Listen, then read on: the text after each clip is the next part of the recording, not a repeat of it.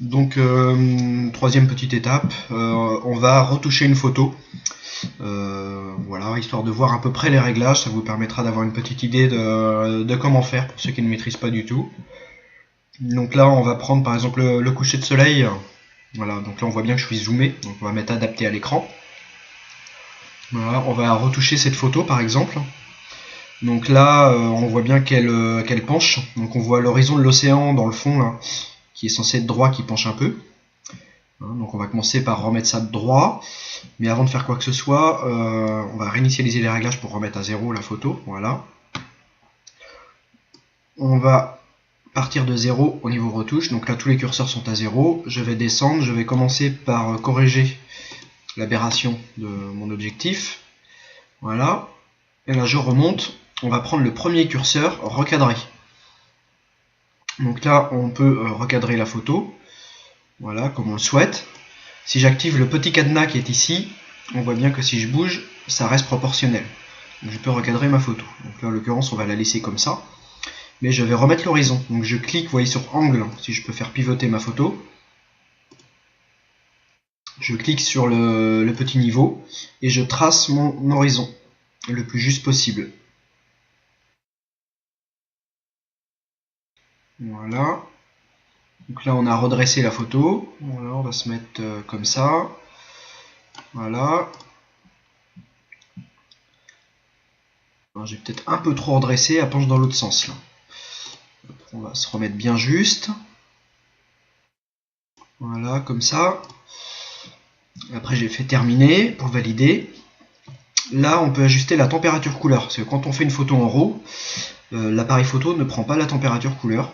Donc soit on laisse l'ordinateur calculer automatiquement, ou on le met sur un pré-réglage, lumière naturelle, temps nuageux, et ainsi de suite. Donc là on va laisser sur tel quel, puis on va jouer sur le curseur pour rajouter un petit peu de chaleur à la photo. Voilà, peut-être pas trop. Exposition, bah là on va voir ce que ça donne. Là on va mettre... on va rajouter un peu de contraste pour le ciel. Voilà.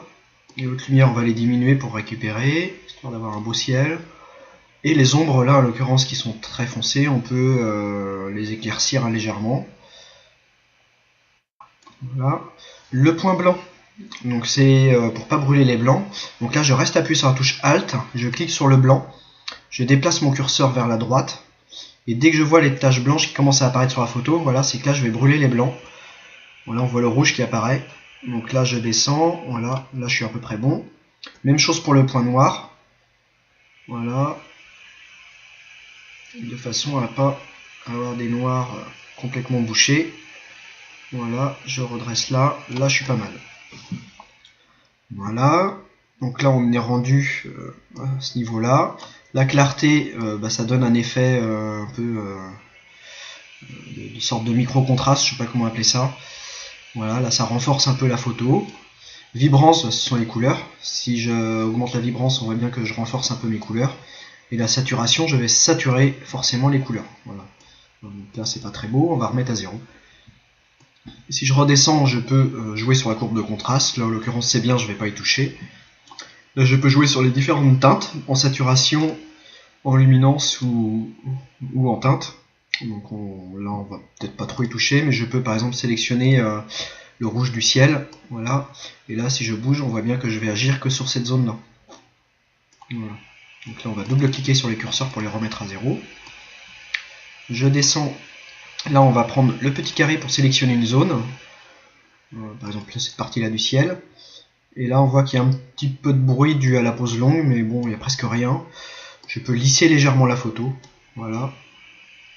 On voit bien dans le curseur si je monte à fond par exemple que c'est complètement lissé. Voilà. Donc là ça sert à rien parce qu'il n'y a presque pas de bruit, mais on peut mettre à 4 ou 5 histoire d'en diminuer un tout petit peu. Détail contraste, je ne vais pas y toucher. Les grains de couleur, il y en a un petit peu, on peut monter à 30. Voilà, quelque chose près. Bon, ça a légèrement amélioré. Faut pas trop y toucher parce que là ça se voit pas beaucoup. Correction d'objectif, je l'ai déjà fait. Et là, voilà, on peut rajouter après éventuellement du vintage.